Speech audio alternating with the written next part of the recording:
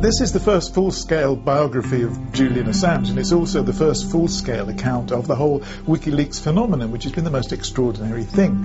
WikiLeaks and Julian, they burst from being a sort of shadowy group of hackers, a sort of niche player in the world, into being global celebrities. And Assange has been turned into a highly controversial rock star, if you like. So this is the first time that this whole story has been put together, and it really does read like a sort of white-knuckle ride. The book opens with this rather wonderful scene of Julian dressing up as an old woman, and basically with a wig and even a hunchback.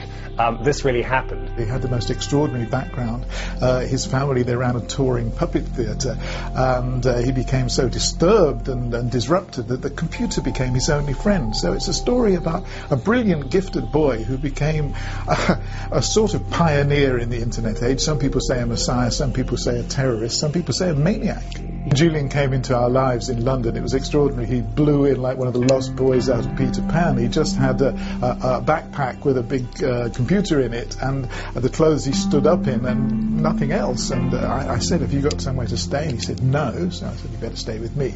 And I said, have you had anything to eat? And he said, no. So I took him to a restaurant and put the menu in his hand, and he ordered 12 oysters and a piece of cheese.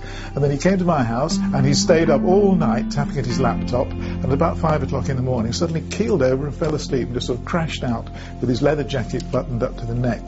So that's the kind of weird nomadic lifestyle he had, and it made it quite difficult for ordinary humans to adjust to.